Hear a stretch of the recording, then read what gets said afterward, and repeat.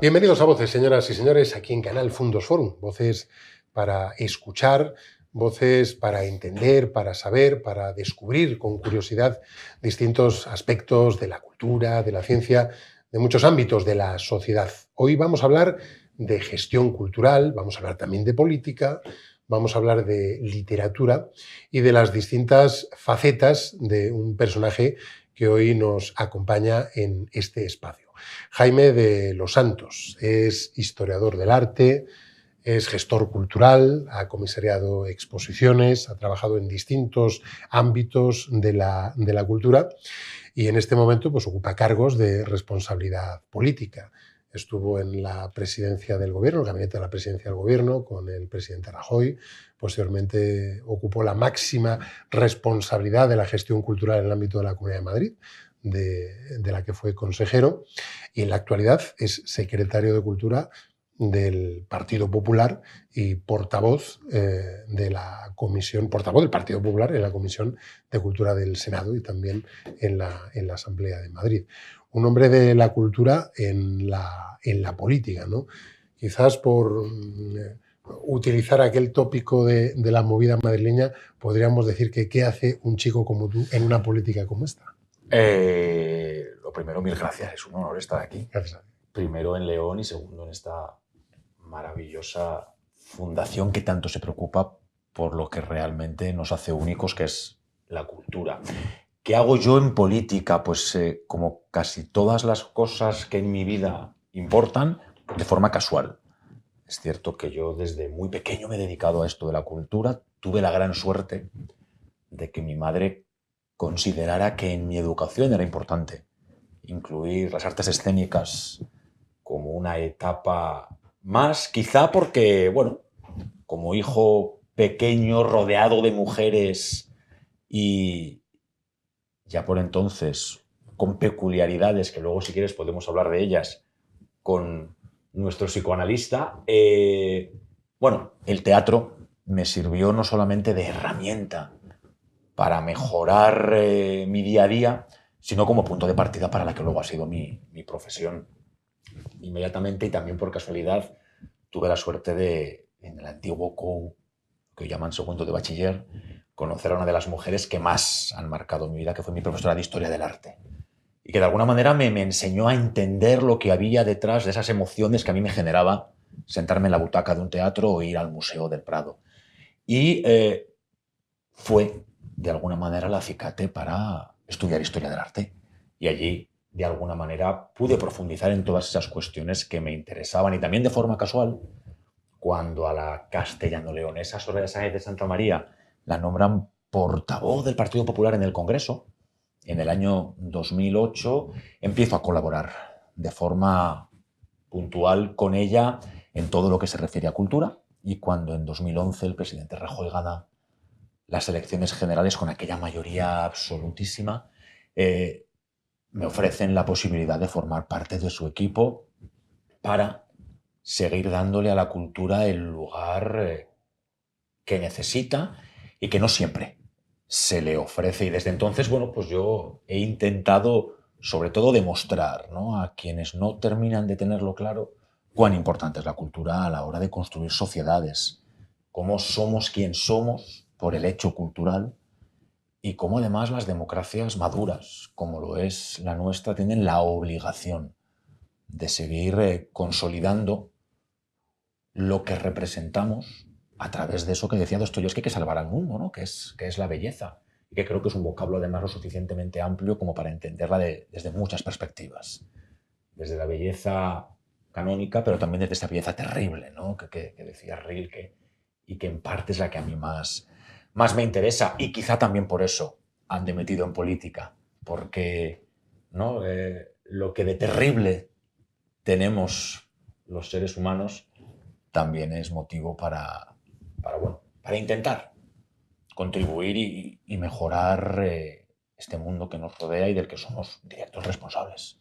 Posiblemente la política que nos ha tocado vivir, o el tiempo político que nos ha tocado vivir, requiere precisamente de grandes dosis de belleza, de humanidad, de perspectivas diferentes de ver el mundo. El arte indudablemente es una de ellas, ¿no? Porque en este contexto de gran crispación, de gran polarización, buscar otras perspectivas, escuchar otros discursos posiblemente pues, más edificantes que conectan con realidades de nuestra sociedad. Indudablemente la cultura es una parte esencial de la vida en sociedad. A esta conversación hemos invitado a un viejo amigo de esta casa, a Fernando Martín Aduriz, efectivamente, como tú has dicho, psicoanalista, psicólogo clínico, no porque dudemos en absoluto de la lucidez del personaje, más bien al contrario, sino porque su presencia es especialmente oportuna, porque Fernando, con el que hemos conversado también en este canal Fundos Forum, ha presentado hace muy poquito un libro en el que escudriña en esas interioridades de los escritores, ¿no? En aquello que les impulsa a escribir. Y Jaime está hoy con nosotros no tanto en su faceta de gestor público en su momento, en este momento de dirigente político, sino porque también ha escrito, es escritor, es novelista, en dos campos que a mí me consten, quizás hay más. Uno está la ficción, la narrativa. Acaba de publicar hace algunos meses su novela, Si te dicen que Si lo te hice. digo que lo hice. Si te digo que lo hice, en Espasa. Y también ha escrito, hablaremos también de ello, en el género de rancio abolengo, como es la dramaturgia, además clásica, que tiene su dificultad. Bueno, Fernando sí que ha escudriñado en el libro, la novela de Jaime, y seguro que ya nos puede esbozar por qué Jaime escribe. No puedo decir por qué Jaime escribe, porque no. Porque yo no sabía que era tan político. Tengo miedo de que la política nos haga perder un escritor, porque lo que sí he visto es que es su primer libro, ¿no? Y sería una mala suerte que perdiéramos, a mi juicio, un escritor en ciernes que nos va a dar grandes alegrías a los que seguimos con mucho gusto la novela.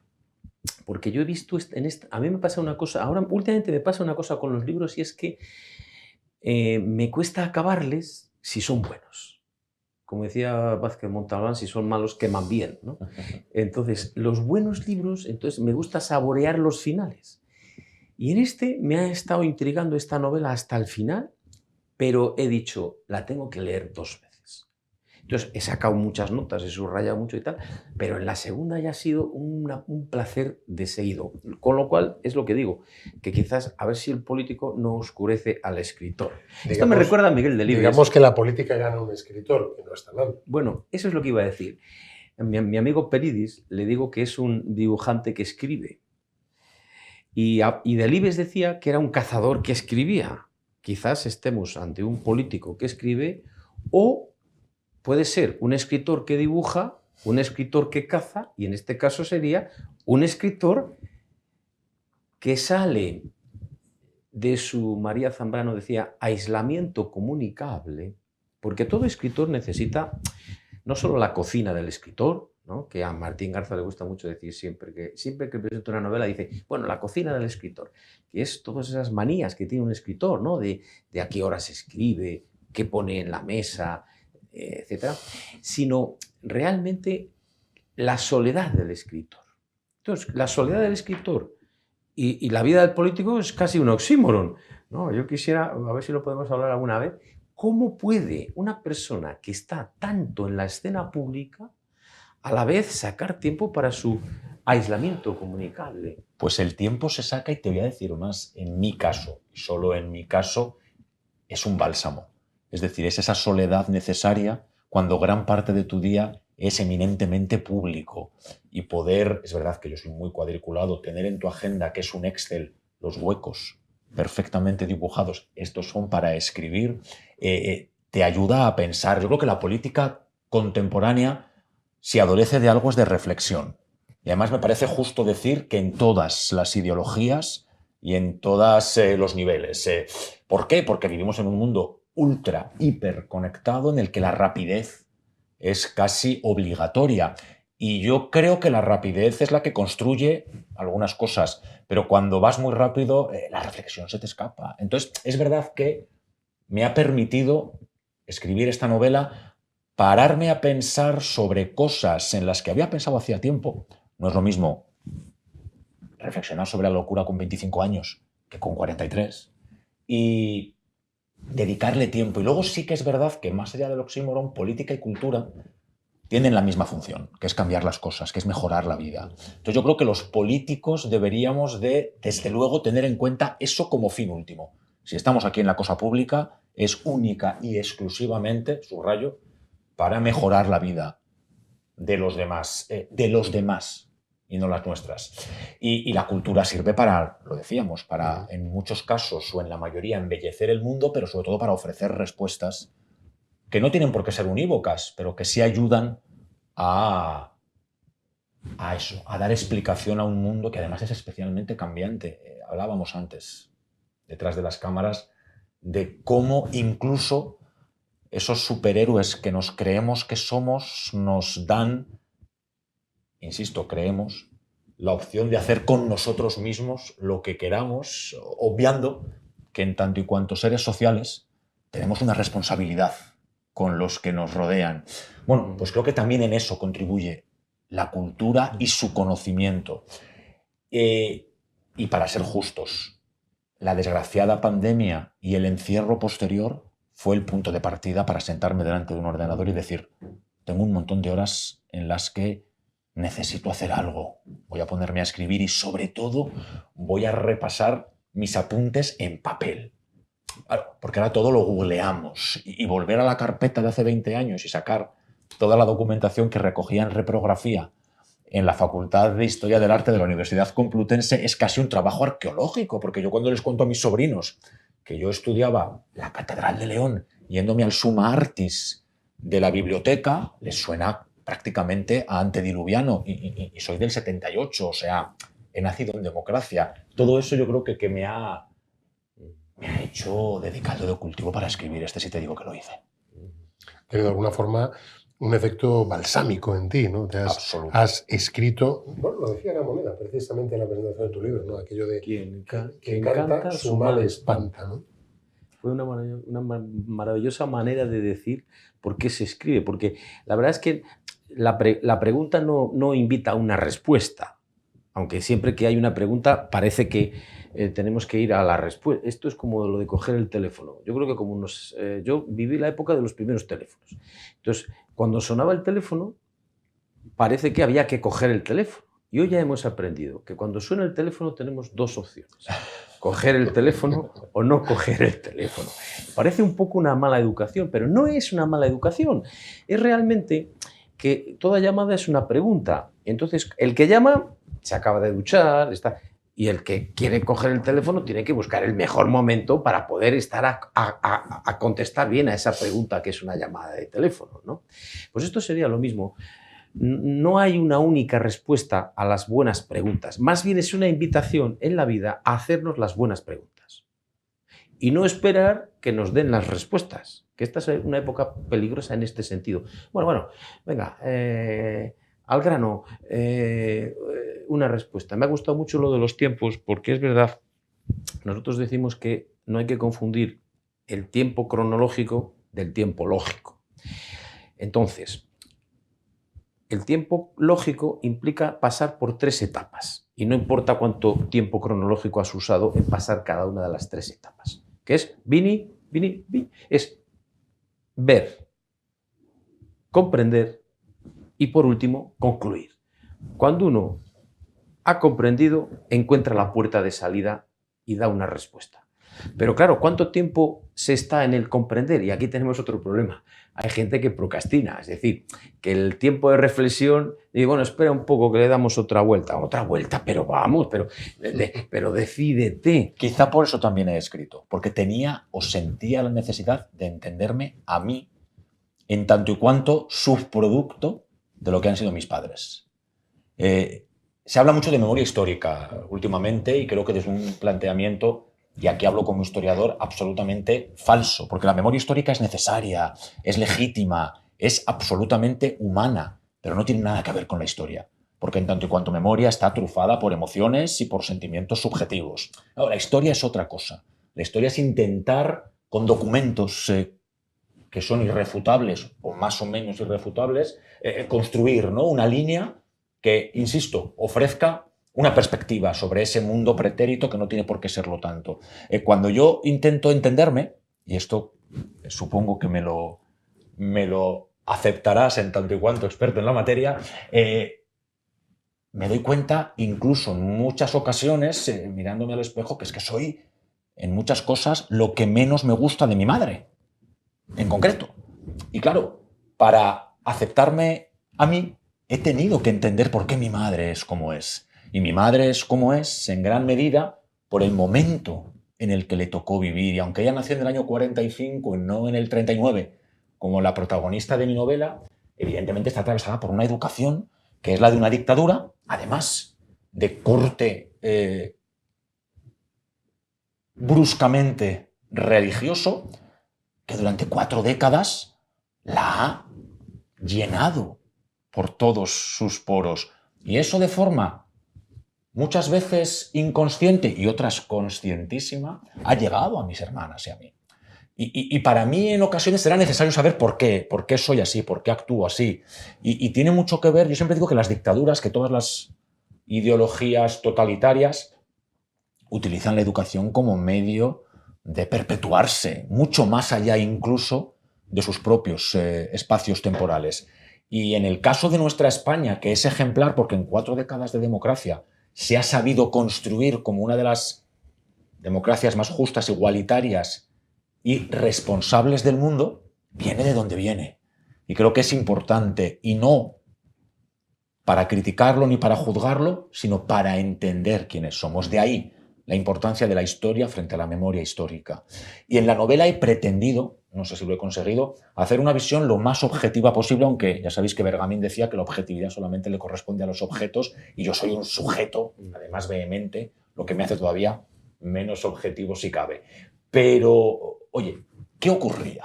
¿Por qué Alfonso XIII en un momento dado apoya a este señor que se llama Francisco Franco para que ese golpe de Estado tenga lugar? ¿Qué dice cuando está en Lausanne y ve que ha perdido el trono que él llama de la Plaza de Oriente? ¿Qué pasa con los monárquicos? ¿Qué pasa con los que se salen del discurso legitimado por el Pardo?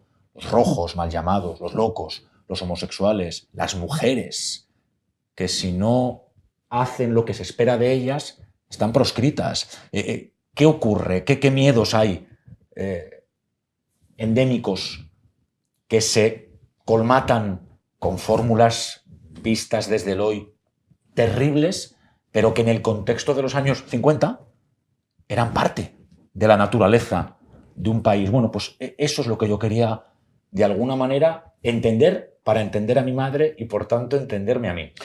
De alguna forma te aproximas a ese contexto histórico, mejor a la comprensión de ese contexto histórico, con su imaginario, con su lenguaje, a través de tu madre, ¿no? En gran medida de mi madre, de mis tías, de mi abuela, de mi madrina, de todas esas mujeres, ¿no? De este mundo en el que hoy también de forma, creo que irresponsable, se habla de un feminismo que ya no es feminismo, que es lucha. ¿Qué quiero decir? Que la lucha feminista ha estado absolutamente justificada, y yo soy un feminista llamado radical hoy o histórico, pero cuando se alcanzan todas las cumbres que se pretendían, la batalla está en consolidarlas y que nadie nos las robe.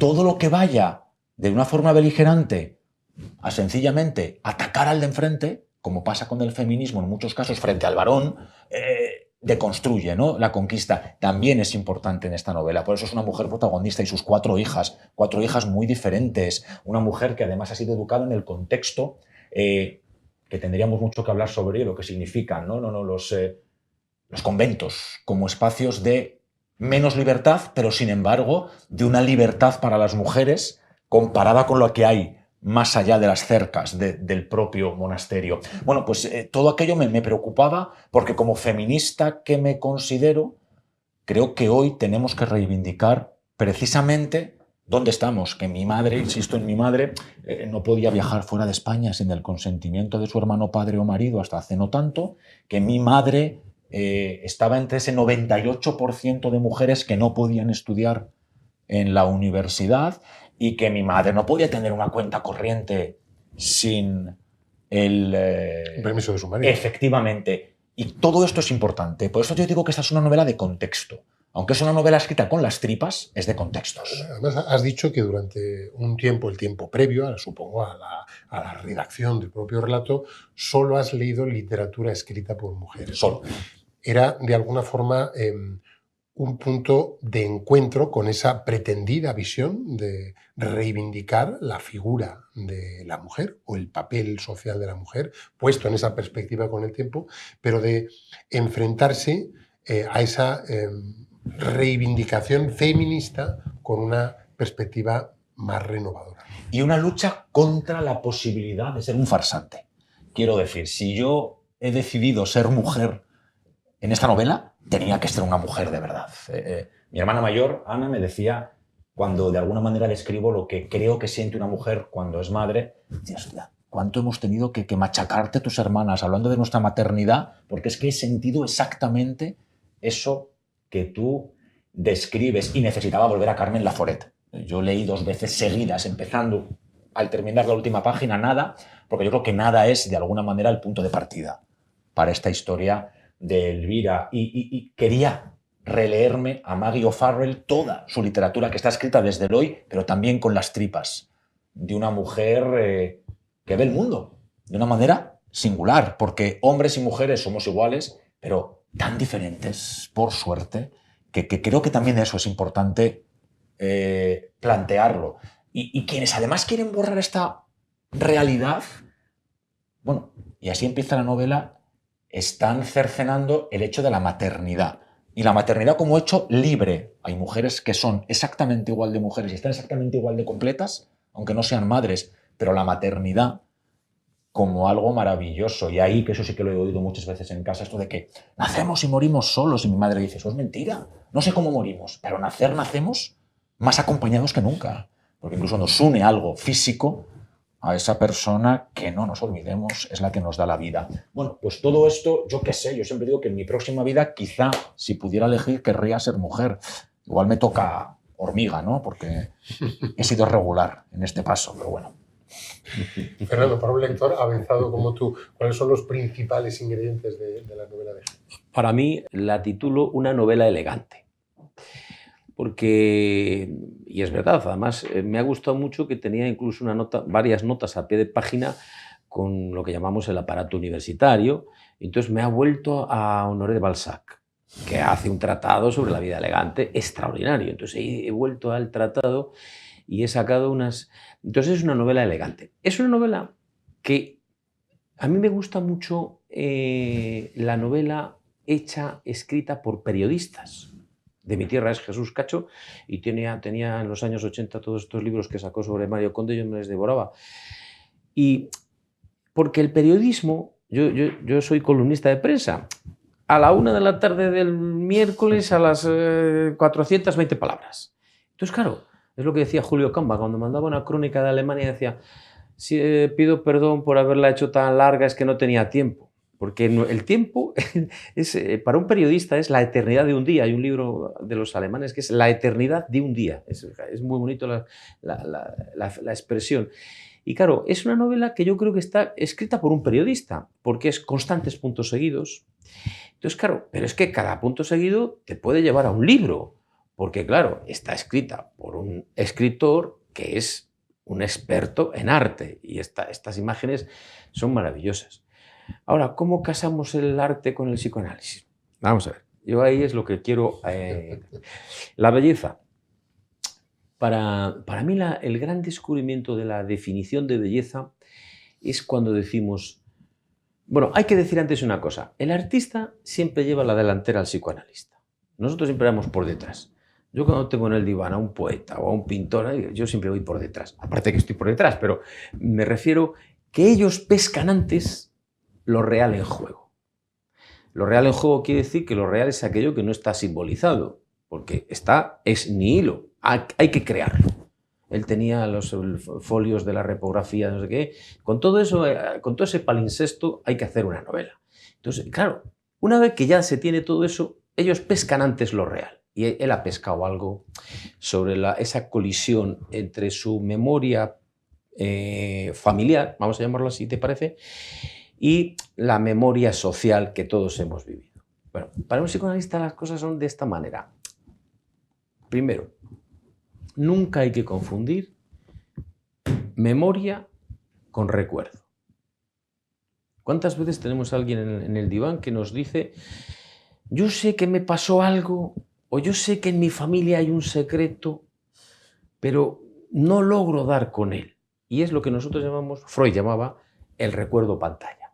Que por más que vas a por él, siempre hay una pantalla. Entonces, claro, yo creo que la lucha, sin darse cuenta de los que lanzan la memoria histórica en nuestro país,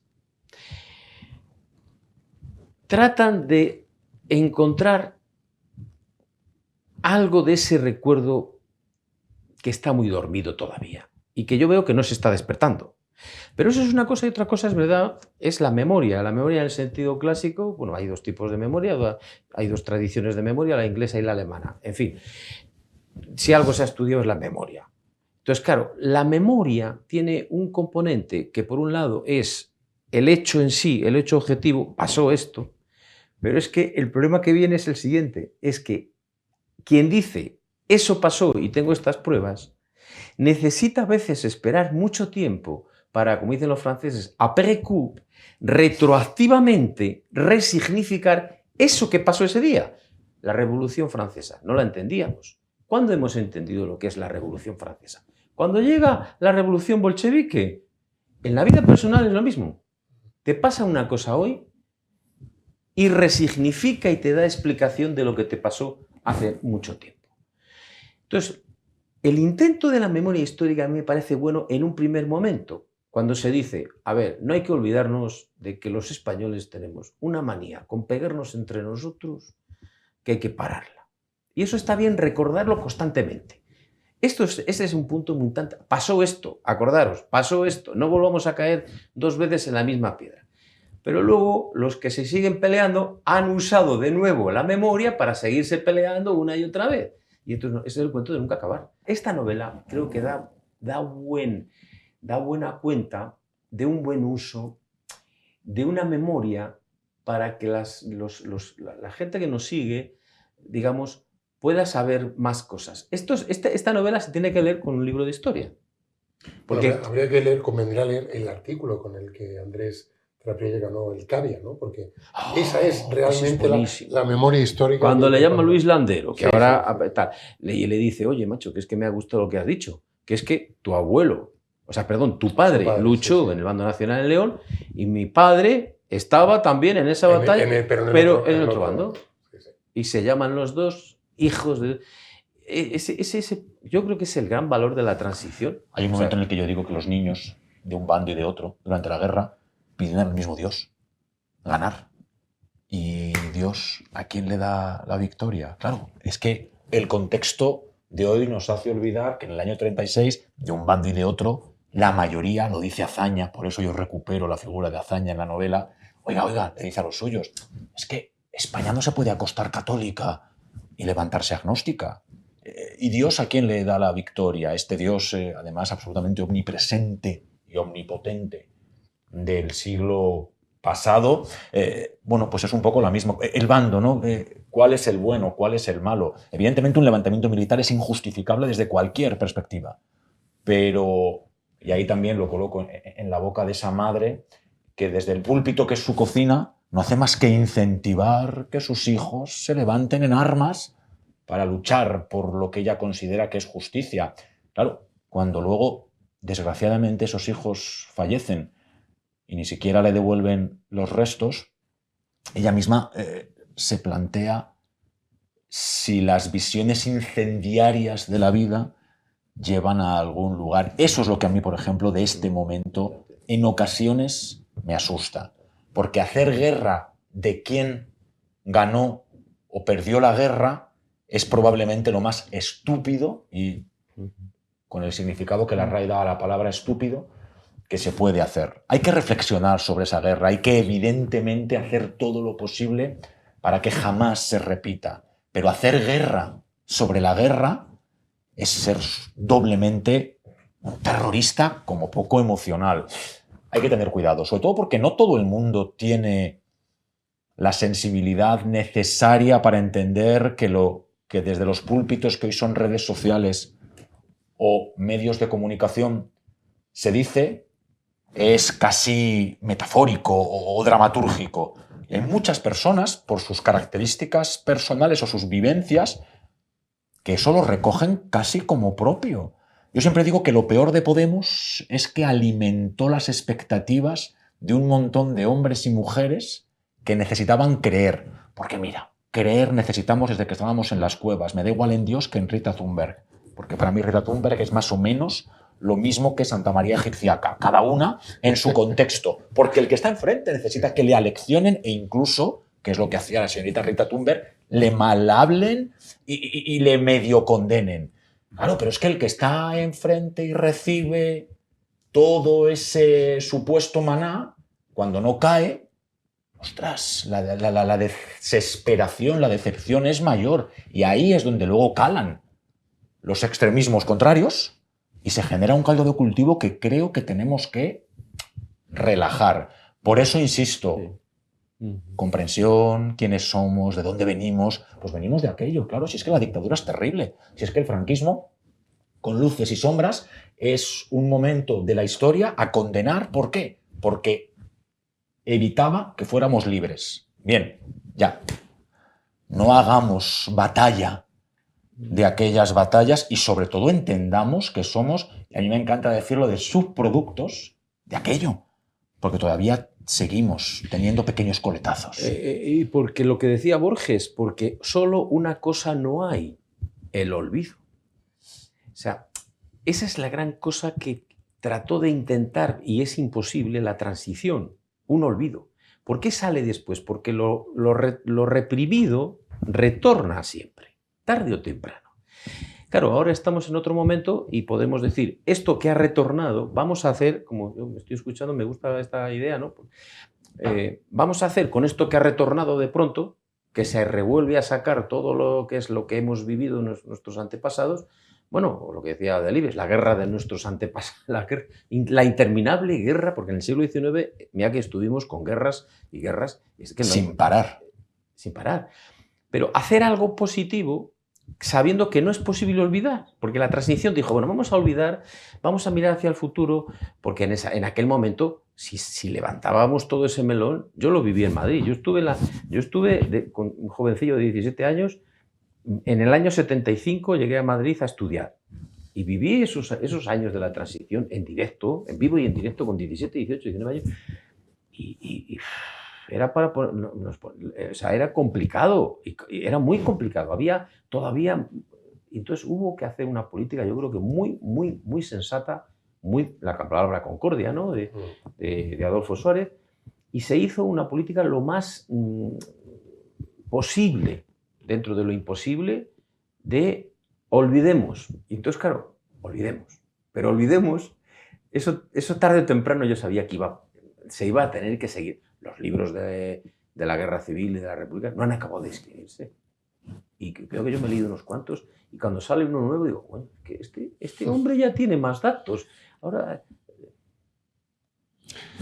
Bueno, pues un personaje, como ven, con muchísimos matices, muy carismático, un discurso pues muy edificante, muy nuevo en la política, en esa nueva forma también de hacer política que existe, una política ilustrada, una política que surge desde ámbitos profesionales como la cultura y como el arte, que no es poco.